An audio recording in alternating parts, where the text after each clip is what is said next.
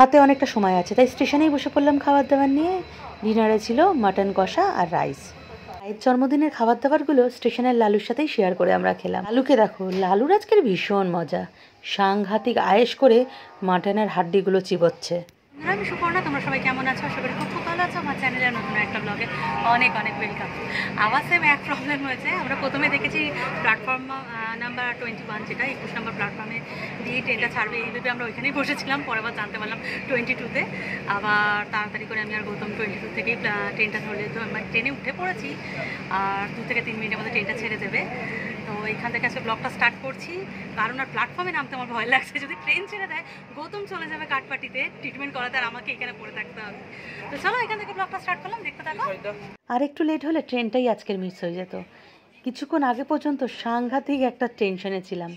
তো আমাদের seat number হচ্ছে 53 আর 56, একটা মিডিল বার্থ আর একটা সাইড আপার বার্থ। আনবক্সিং হচ্ছে, দাদা বলে গেল প্যাকেটের মধ্যে টাওয়াল আছে, তাই সেটাই দেখবো।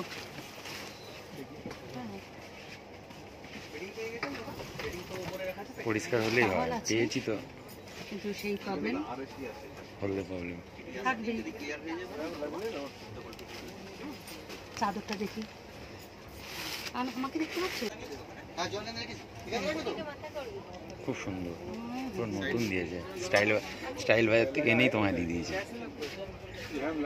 চাদরে তো সেই দাগ থাকবে, দাদারা যতই যা বলবে।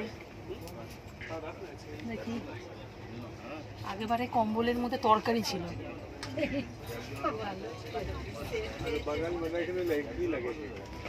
তাও মোটামুটি ঠিক আছে, চলেই যাবে।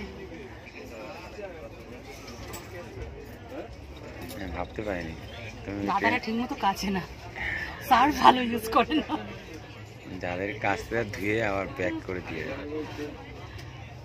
সাইড লোয়ারে আপাতত দুটো আরএসি রয়েছে। এখান থেকেই আমি টেনশনে পড়ে গেলাম যে সারাক্ষণ ওপরে থাকা তো অসম্ভব, কিন্তু নিচে আমার বসার মতো জায়গাও নেই। গৌতম এখানে আমার বিছানাটা তাড়াতাড়ি করে দিচ্ছে, যাতে আমি রিল্যাক্স করে বসতে বা শুতে পারি। নিচে তো একটুও বসার মতো জায়গা নেই।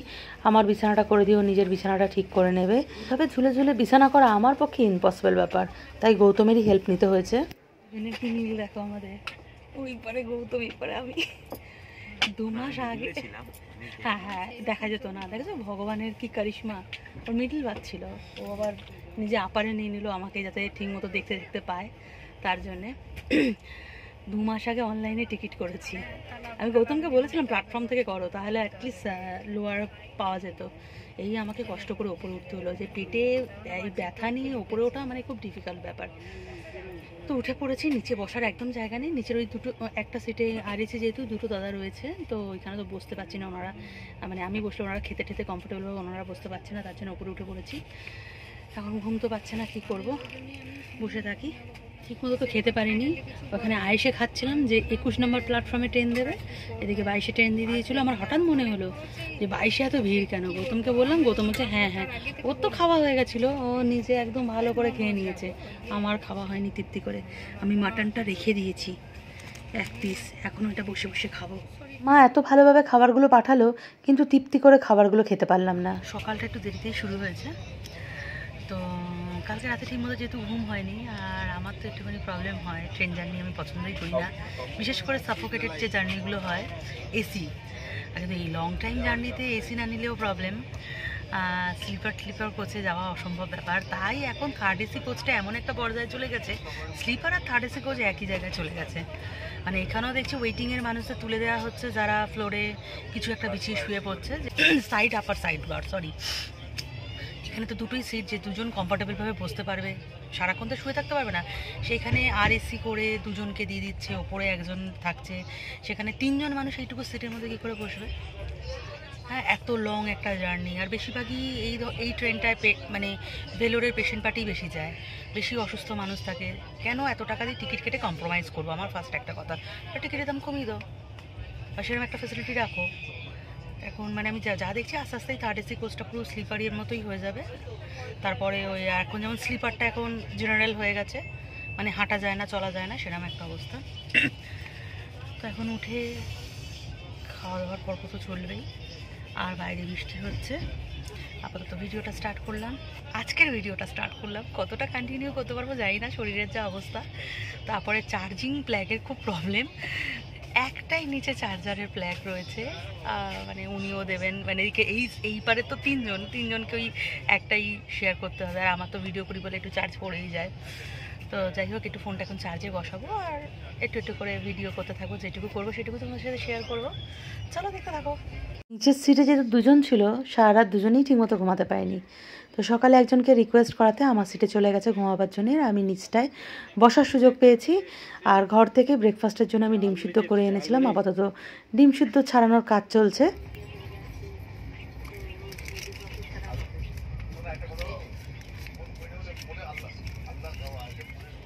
সকালের ব্রেকফাস্ট ডিম সিদ্ধ দিয়ে।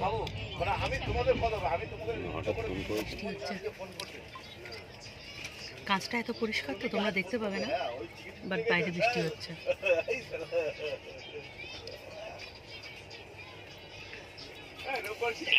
জন্মদিনের কেক থেকে মা 2 পিস কেক দিয়েছিল, যেটা এখন আমি ব্যাগ থেকে বের করে নিয়েছি। হাতার পিছনটাকে চামচ বানিয়েছে গৌতম, সেটা দিয়ে আমি চামচগুলো সব গৌতমের ব্যাগে ঢুকে ফেলেছি, এতে আর নিইনি বাসনের সাথে। হয় আমার ভাগের কেকটাও খেয়ে নিয়েছে হাফ, দেখো দেখেছো? আমার সাথে কথা বলতে বলতে ওনাকে কেক খেতে ভালোবাসে না। এবার পায়েস, ব্রেকফাস্টে যা তা খাচ্ছি, একটু পরে গ্যাস না মাথায় উঠে যায় আমার। এইটা হ্যাঁ, নি না বিজয়নগরম স্টেশন থেকে গৌতম আমার জন্য একটু চিপস আর মুড়কো কিনে নিয়েছে, আর কেরাম মজা করছে দেখো, এই জানলা দিয়ে আমাকে বলছে খাবারগুলো ধরে নাও। ঠিকমতো ব্রেকফাস্ট না করার জন্য গৌতমে তো ভীষণ জোর খিদে পেয়ে গেছে, 11টা বাজতে না বাজতেই এখন খাবার হাঁচা করতে শুরু করে দিয়েছে, বলছে একেবারে খেয়ে দেই শুয়ে পড়বে। নিচে একদম বসার জায়গা নেই, অগত্যা গৌতমকে আমার সিটের ওপর বসেই খেতে হচ্ছে। এদিকে রয়েছে চিকেন আর পরোটা, আমার তো খেতে একদম ইচ্ছা করছে না। আর ঘুমটা দিয়ে গৌতমকে দেখো কেমন লাগছে, বলে তাড়াতাড়ি করে ঘুমটা খুলে দিয়েছে গৌতম। আমার তো সাংঘাতিক একটা সাফোকেশন হচ্ছে, একদম কিচ্ছু ভালো লাগছে না, মনে হচ্ছে যেন বমি হয়ে যাবে, এরকম একটা অবস্থা। আর তার মধ্যে লোভে পড়ে সকালবেলা খেয়ে নিয়েছি ক্রিম কেক। তো এখন আর কিছু খাইনি লাঞ্চে, একটা চিকেন একটুখানি খেয়েছি, গৌতম চিকেনের পরোটা খেয়ে নিয়েছে। আর আমি একদম সেই আমার ওপরে চলে এসেছি, আমার স্বর্গে। এখন স্বর্গে ঘুম লাগাবো, শুলেই ভালো থাকবো, নাহলে সেই মাথাটা তো ঘুরছে যেন, মনে হচ্ছে কোনো বমি হয়ে যাবে। তো একটুখানি শুয়ে দেখি ঘুমটা হয়তো হলে আর একটু ভালো, মানে ঠিক থাকবে শরীরটা। মাথা যন্ত্রণা করছে, আরও খাওয়া দাওয়া ঠিক মতো হয়নি। আমি তো খেতে ভয় লাগে, বাথরুম ইউজ করার ভয়ে, তাও বাথরুমটা মোটামুটি ঠিকই আছে। তাহলে এখন এই ট্রেনটা না খুব নোংরা হয়ে গেছে, কিন্তু উপায় নেই, প্লেনে তো আর যেতে পারবো না, অনেক খরচা হয়ে যাবে, তাই অগত্যা এই ট্রেনটাই যেতে হয়। আবার ঘুমটা দিয়ে নিয়েছে গৌতমবাবু। এবার মাথার একটা বাম নিয়ে আসবো, অসহ্য মাথা যন্ত্রণা করছে। উঠলে একটা নিয়ে নিও তো মাথার বাম, পাচ্ছি না, খুব কষ্ট হচ্ছে।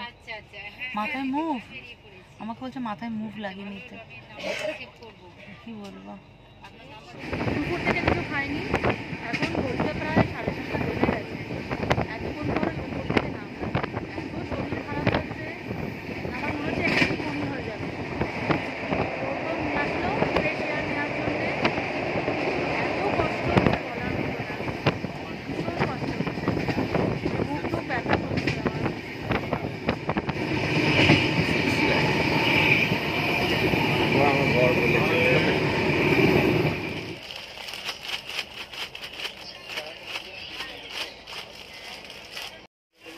গৌতমবাবু টঙে বসে এখন মুড়ি মাখছে, আর মুড়ি মাখতে মাখতে বলছে আমার মাকে ভীষণ মিস করছে। গতবার মা ছিল সাথে, মাই এগুলো আয়োজন করে দিচ্ছিলো, গৌতমবাবু জমিয়ে মুড়ি খেতে পাচ্ছিল। আর আমার দ্বারা তো এইসব হবেই না, আমার এমনিই মাথা ঘুরছে, আর কি মুড়ি মেখে খাওয়াবো। তাই তা কি বলো, তাহলে তো সবাই বুঝবে, নাহলে ভাবে আমি তোমাকে শিখিয়ে বলাচ্ছি। তো বলছি আমি নাকি এমনি ঘুরে, তার জন্য করে দেবো না, কতবার মা এসেছিল বলে বাচ্চারা খেতে পেরেছে। পরোটা চিকেন সবই আছে, কিন্তু রাতের ডিনারটা মুড়ি দিয়ে কমপ্লিট করলাম। রাতে ঘুমের একটা আমার সমস্যা আছে, সেটা তোমরা সবাই জানো, আরও বিশেষ করে ট্রেন জার্নিতে একদমই আমার ঘুম আসে না, খালি মনে হচ্ছে কখন নামবো।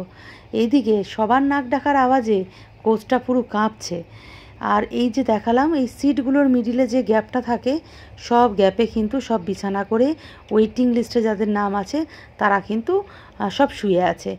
শুধু এই বাথরুম যাওয়া বা চলাফেরার যে লম্বার যে লনটা সেটা ফাঁকা রয়েছে, নাহলে মানুষের ওঠা নামা করতে বা বাথরুম যেতে ভীষণ অসুবিধা হতো।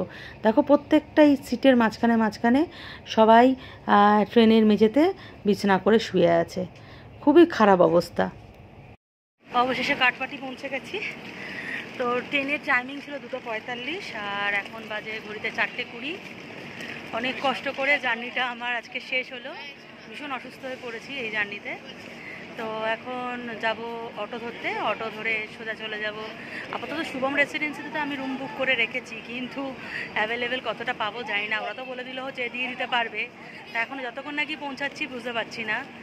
তো চলো, গৌতমবাবু দাঁড়িয়ে আছে লাগেজ নিয়ে, আর আমি একটু চলে এলাম আলোর কাছে, নাহলে তো ভিডিওটা করতে পারবো না।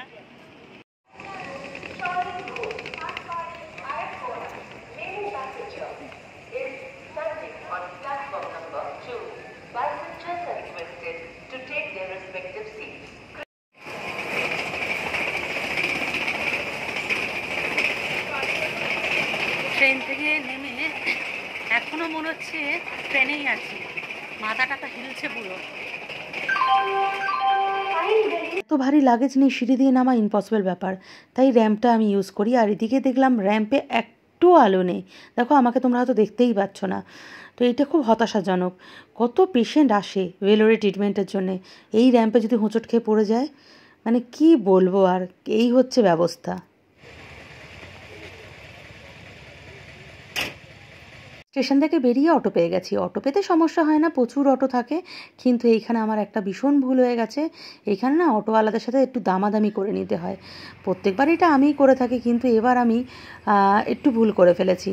তো আমি আর গৌতম যখন থাকি আমরা সিএমসি যেতে 200 টাকা দিই, কিন্তু এবার আমি ভুল করে 250 টাকা বলে ফেলেছি। রাতের নিস্তব্ধতা ভেদ করে দুর্বার গতিতে ছুটে চলেছে অটো আর বাস।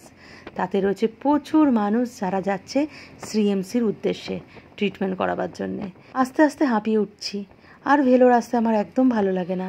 তো শুভমের রুম পেয়ে গেছিলাম, রুমটা রেখেছে, আর দেখলাম রুম অ্যাভেলেবেল ছিল শুভমে। এখন ওইখানে লাগেজ টাগেজ রেখে আমি আর গৌতম একটু বেরিয়ে পড়েছি।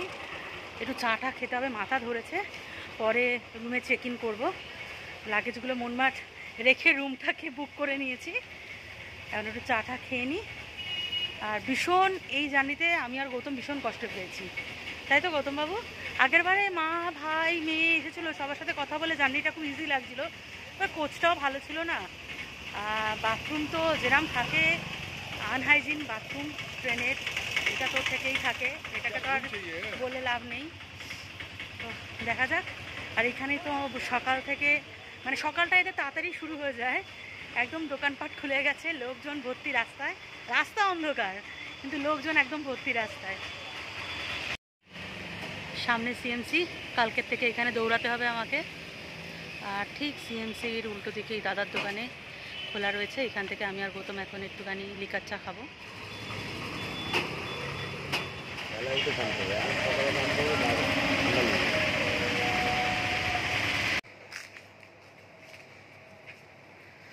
চাটা খেয়ে চলে এসেছি।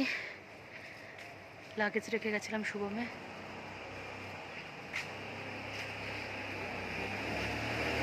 শুভমের চেকিং আমাদের কমপ্লিট। এখন ঘড়িতে বাজে 5:30। যথারীতি শুভমের রুম নিয়ে আমার কিছু বলার নেই, যথেষ্ট নিট অ্যান্ড ক্লিন রুম।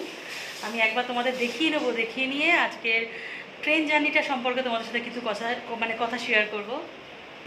একদম দেখো রুম নিট অ্যান্ড ক্লিন। আমরাই লাগেজ টাগেজ রেখেছি, বেডশিট চেঞ্জ করে পরিষ্কার, বেডশিট পাতা পুরো পরিষ্কার।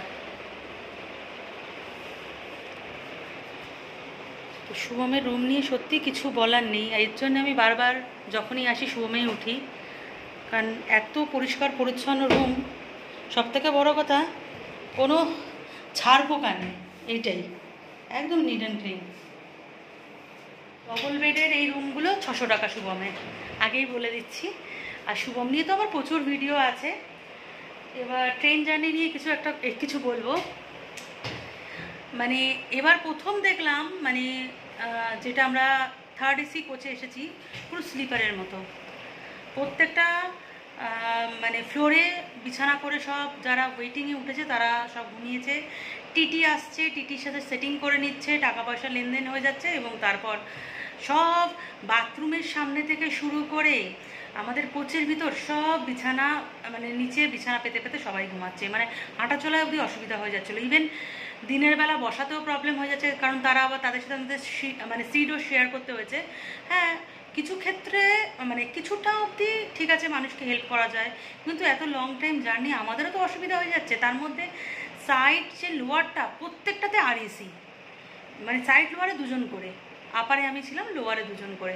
সেইখানেও আমাকে সারাক্ষণ আপারেই সময় কাটাতে হয়েছে, যেহেতু লোয়ারে সিট নেই। দুজন বসেছে, আমি একজন মানুষ আর কোথায় গিয়ে বসবো। দুজন বসেছে, তাদের কম্বল রয়েছে, তাদের বালিশ রয়েছে, তাদের ব্যাগ রয়েছে, মানে এরকম একটা পরিস্থিতি। খুব বাজে একটা ট্রেন জার্নি গেছে। আর এই যে ট্রেনের কোচটা 12/8/63, মানে দিনে দিনে এই ট্রেনটা, কোচ বলবো না, ট্রেনটা যে কি একটা ব্যবস্থাপনা হয়ে যাচ্ছে বলার মতো না। কোনো ভালোভাবে ট্রেনগুলোর পিছনে এরা খরচা করে না। ট্রেনের টিকিটের দাম তো বাড়িয়ে নেয়। ট্রেনগুলোর কোনো মানে মানে সেই পুরনো আমলের সেই কোচগুলো ভাঙা চোরা, কোনোটায় পাদানি নেই, কোনোটায় পাদানি আছে যে পা দিয়ে ওপরে উঠবো, মানে একদম বিভৎস। একটা করে চার্জিং প্ল্যাগ, তাতে সবাইকে চার্জ দিতে হচ্ছে, এরকম একটা ব্যাপার। আর নিড অ্যান্ড ক্লিন তো করেই না। একবার মাত্র এই যে এতক্ষণের জার্নিতে একবার ওরা মানে ট্রেনের কোচ ক্লিন করেছে। আর বাথরুম নিয়ে কথা বলে আর মানে গাগুলি ওঠে। আমার বাথরুমে ঢুকে বমিও হয়ে গেছে। এই জার্নিতে আমি টয়লেটে যাই না, টয়লেট ইউজ করি না বলে আমি আরও বেশি অসুস্থ হয়ে পড়ি। আর এইখানে যথেষ্ট গরম, ভেলোরের যথেষ্ট গরম, মানে এত গরম লাগছে বলার মতো না। যেহেতু ট্রেনেও এসিতে ছিলাম, ঘরেও এসিতে থাকা হয়, আর এইখানে এসি রুম নিলে 1200 টাকা, এটা ডবল হয়ে যাবে 600 টাকা। তো ট্রিটমেন্ট করতে এসে অত বিলাসিতা করা যাবে না, একই রুম ভাড়া এত টাকা দিয়ে থাকতে হচ্ছে, তার উপর আর সম্ভব নয়। এখনও বাসনপত্র নিতে হবে, গ্যাস নিতে হবে, মানে এইসব করে এই ভাড়াটা বেড়েছে, কোথায় দাঁড়িয়ে যায় বলার মতো না। তো চলো আজকের ব্লগটা এখানে এন্ড করছি। একটু ফ্রেশ হয়ে একটু রেস্ট নেবো, সকাল থেকে আবার জার্নি শুরু হবে, এবং আগামীকাল থেকে হসপিটালের জার্নি স্টার্ট হবে। চলো দেখতে থাকো, বাই।